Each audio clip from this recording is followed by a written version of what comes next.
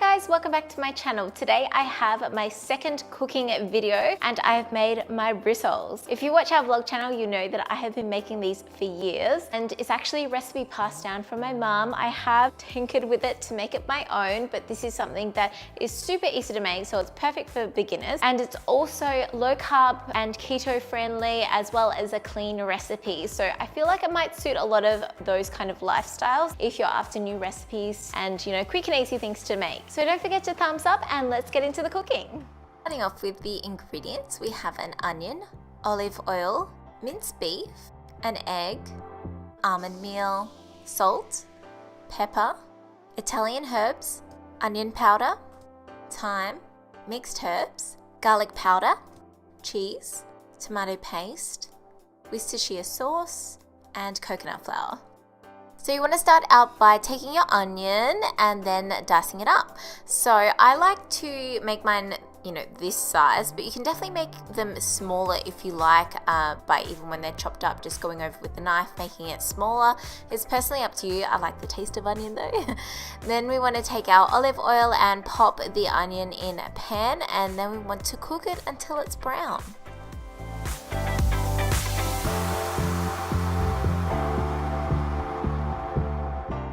While the onion's cooking, I like to chop up my cheese to make it smaller. Now, if you are having a clean recipe, of course, take the cheese out, but I am doing a keto specific diet, so the more cheese, the better.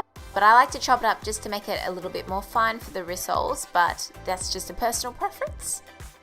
Okay, now we've got everything ready. We want to start by putting an egg into a bowl and then lightly beating it. I just like to do this first in case something goes wrong with the egg, like a bit of shell goes in there, I can get it out first. Then we want to add in the minced beef, and I am using almond meal instead of breadcrumbs for this recipe. Of course, if you're not low carb or keto or clean, you can use breadcrumbs. It does hold together a lot better. Then adding in some Worcestershire sauce and garlic powder. Yep, I'm one of those people who doesn't measure their ingredients, but I'm adding in some onion powder, mixed herbs, Italian herbs, and thyme. Feel free to add in whatever spices you like. You can make them taste different every single time, and I think that that's a really good thing about this recipe because you never know which ones are going to taste the best. And there's the cheese, and then there is going to be some salt and pepper as well. Next, I'm adding in some tomato paste. This is just 1 tablespoon. When I'm not doing like a super clean one, I'll put in tomato sauce and barbecue sauce. It just adds a little bit of something else. So then what you want to do is mix it all up. It is best if you mix it in with your hands. It's so much quicker and easier, and I know it's gross, but once you move past that, it's okay.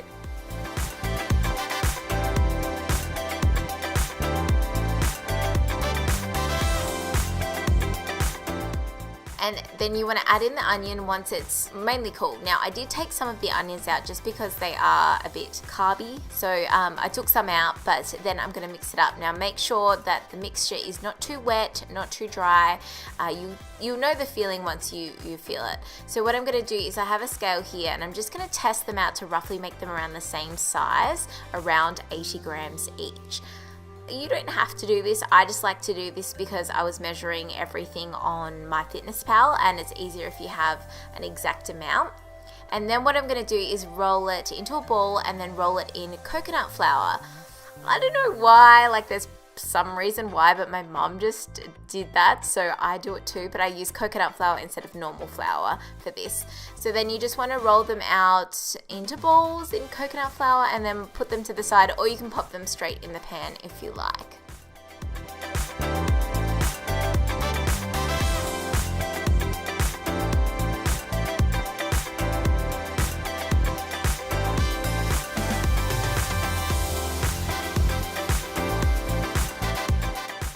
Okay, so we're going to pop them in the pan, but first we are going to cover the pan in olive oil. Of course, you can use coconut oil. It's definitely up to you, but I would recommend olive or coconut.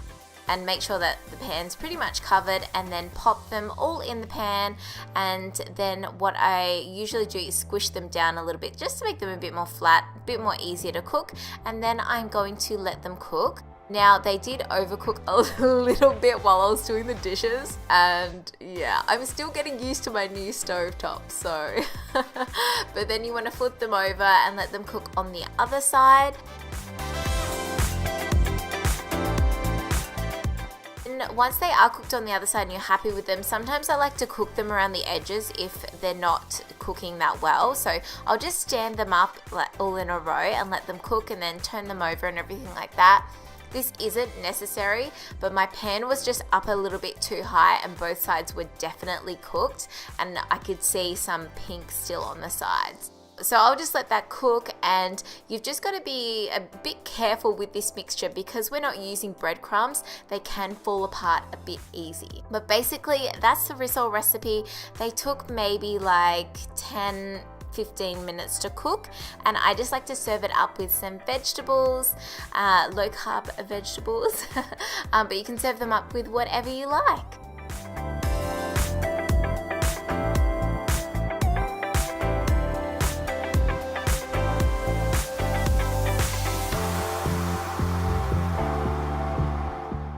So here are my rissoles all served up and ready to go. This is definitely something that I would have for lunch or dinner, and it is such a perfect recipe when you're meal prepping as well. They do freeze really, really well, and they're something that, you know, you can just pull out, let it defrost, and it's quick and simple and easy to go. So if you want to see any more cooking videos, don't forget to thumbs up, and thank you so much for watching. I'll see you next time.